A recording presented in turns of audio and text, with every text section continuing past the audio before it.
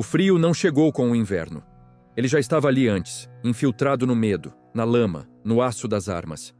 O som que dominava o campo não era o das explosões, era o da respiração contida.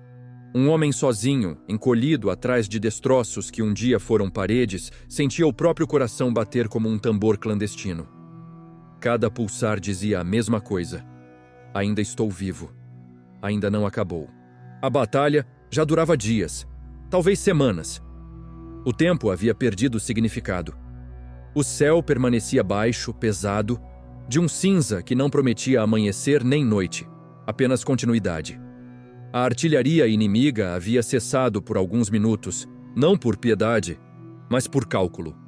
Era nesses silêncios que a guerra mostrava seu rosto mais cruel, porque o silêncio obrigava os homens a pensar, a lembrar de quem eram antes do uniforme, antes do fuzil, antes do ódio aprendido às pressas. Ele estava ali porque não havia mais ninguém. Não porque fosse o mais forte, não porque fosse o mais valente, mas porque todos os outros tinham caído, recuado ou simplesmente desaparecido na confusão. O comando havia sido quebrado. As ordens não chegavam mais. As linhas de comunicação tinham virado fumaça. O mapa não servia para nada. Restava apenas o terreno à frente. E o inimigo avançando. O cheiro de pólvora misturava-se ao de metal queimado e carne fria. A neve começava a cair lentamente, cobrindo corpos sem nome, apagando rostos, nivelando a morte.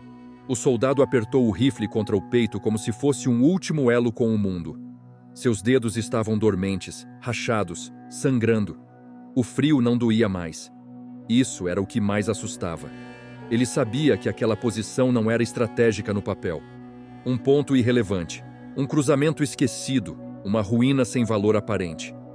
Mas a guerra não se decide apenas em mapas. Às vezes, ela se decide em lugares onde ninguém planejou nada, onde o acaso encontra a obstinação humana. Do outro lado, sombras se moviam, silhuetas cuidadosas, treinadas, avançando com método. O inimigo acreditava que aquela resistência havia acabado, que o setor estava limpo, que bastava atravessar e seguir adiante. A guerra ensinava a confiar nesses momentos e punia duramente quem confiava demais. O soldado respirou fundo. O ar queimou os pulmões. Ele não pensou em vitória, não pensou em glória.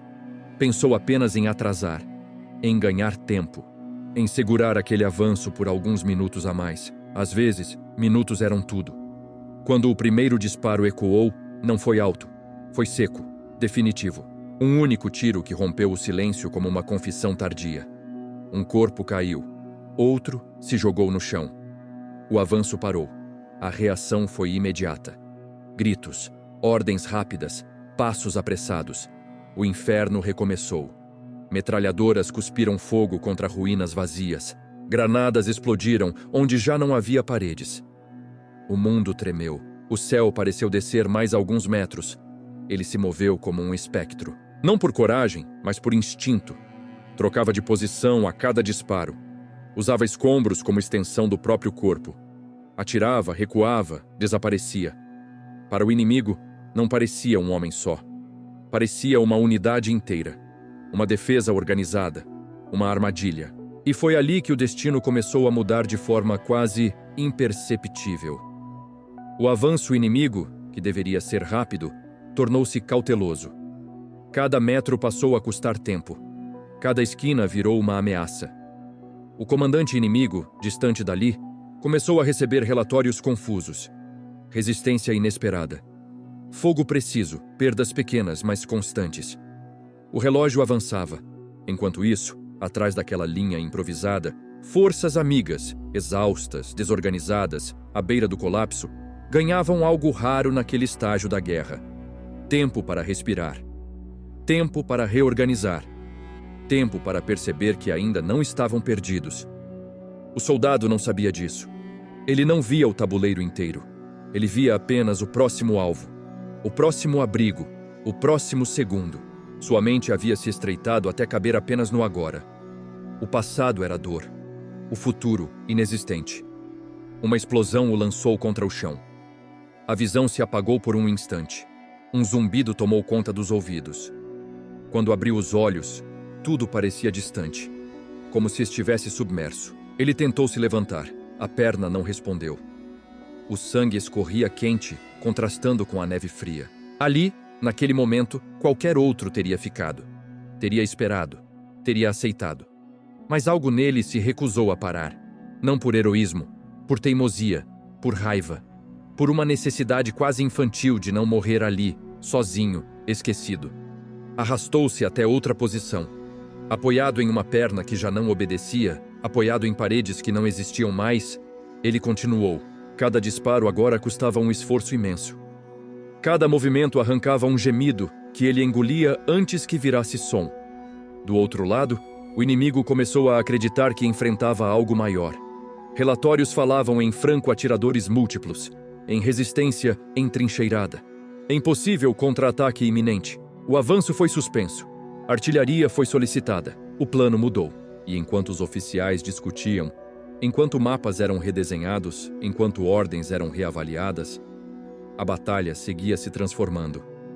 O soldado percebeu o silêncio novamente. Mas desta vez, era diferente. Não era o silêncio da preparação imediata. Era o silêncio da dúvida. Ele sorriu, um sorriso breve, quase imperceptível.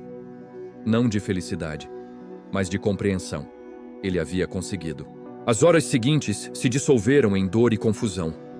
Ele perdeu a noção de quantos disparos ainda tinha, de quantos inimigos haviam caído, de quanto tempo se passara. Em algum momento, o mundo ficou quieto demais. Quando passos finalmente se aproximaram, ele não soube dizer se eram amigos ou inimigos.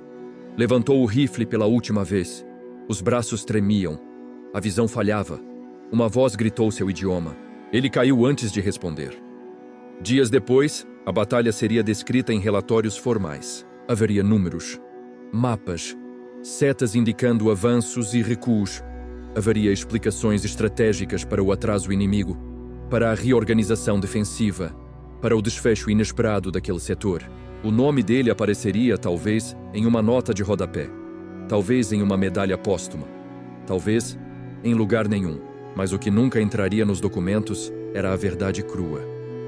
Que o destino daquela batalha começou a mudar quando um único homem decidiu não sair do lugar.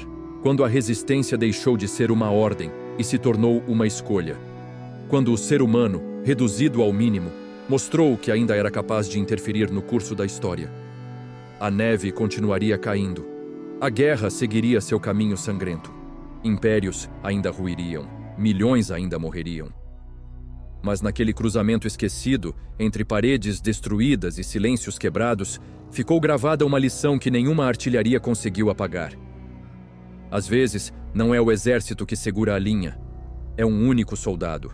E a recusa silenciosa de desistir.